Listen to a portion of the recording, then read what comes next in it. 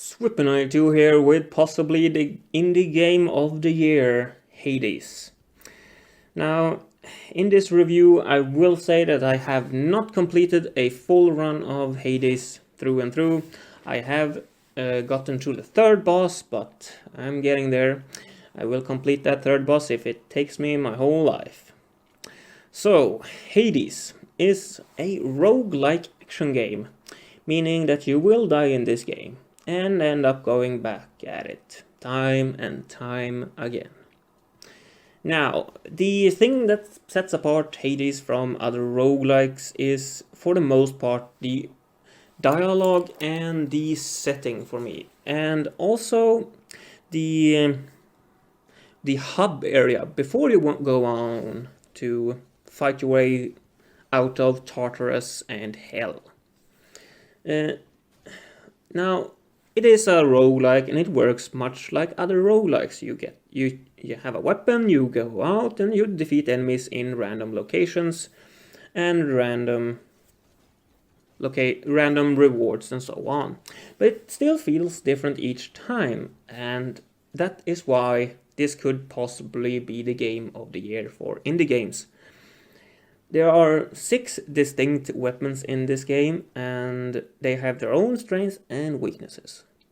Now, 6 weapons might not sound like a lot, but it's plenty in this game, because there are so many ways to use that weapon effectively because of the boons and other upgrades that I will talk about later.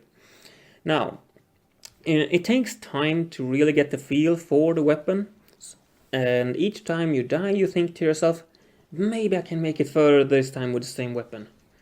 Maybe I can just make it a little bit further. Maybe I can complete this boss now with this same weapon. My personal favorite weapon of choice is the shield, actually, because it's very well rounded in both area damage and long range damage. Of course, this also depends on what I choose as a boon and what boons I get. Some of them are a bit better than others. It also can block some of the missile attacks from enemies, which I really love. It's an awesome weapon, and I will definitely continue to use it.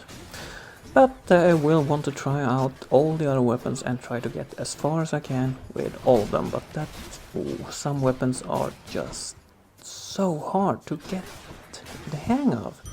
But time will tell. There are also very good random selection of areas to fight in, with a fair amount of enemy variety in each different level of the underworld. You advance to the next level when you defeat the boss, and believe me, they get harder as you progress. Now, the different enemies are very different from one another when you progress through the levels, and wow, they get really harder each level, I'm just saying. Now, the randomness also applies to all the boons or perks / passives and abilities you get from the different gods in the game. This is based in Greek mythology, you get the Greek gods and boons from them, and they are very varied and can most of the time be picked to suit your playstyle at the time. Maybe you're going with the sword and you want something for close range, or you're going with the bow, so you want something for a longer range. Now, these boons are also, I do believe they are based on very much the weapon that you use at the time.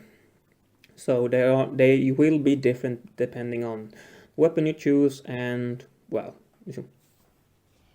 the run. Each run will have different, even if you have the same weapon. Same with rewards. After completing an area, you get to choose which door to go through, and you can most of the time see what the reward will be. The icon above the door shows that, and before you know it, you will be prioritizing one thing over others. Some of these are, upgrading your character, or some of the boons from gods, and some are to upgrade your passive abilities or your character himself in the run. Just be sure to upgrade yourself after each death if you can. Those permanent upgrades helps out a lot. There are purple shards that you collect and get throughout your gaming session, and these can be used to upgrade your character.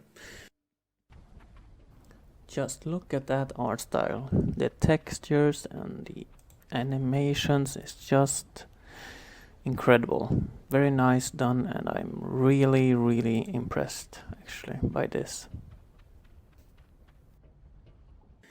Another thing that I really like about this game is the ability to, when you want to quit the game, you can quit at any time and the progress will be saved.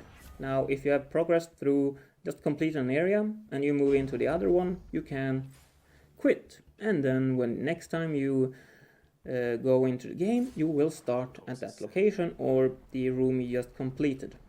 So that is a very nice mechanic that makes this game really nice, because even a roguelike can take quite a while to go through, especially if you have played the game for a while and you have gone through the first part. Is quite easy, you just wade through that. It can become quite tiring to do the same thing over and over, but the game still keeps me hooked because of the random elements that are implemented very well, and also the dialogue between the characters in the hub, but also in the world itself, because bosses tends to remember, or they know if they have been defeated, and other stuff that you will have to find out for yourself. But all in all, I really like this game. Hades is quite unique in its ways, and the story, dialogue, voice actors and humor blends wonderfully together in this world. Now, if I had to say a number for this game, I will give Hades a 9 out of 10, without a doubt. Because this is one of the best roguelike games I have played ever. I will say that I have ever played a few roguelikes, but I'm definitely no expert on them. But Hades is one of the best I have ever played, and I look forward to trying to complete this story. Really complete it. Defeating the last boss and see what happens. I want to know what happens! I want to reach the surface, because that is the end goal of Hades. Well, that's all for me. I've been Swippin'92. Have a great life, and I hope to see you in future videos. Bye bye!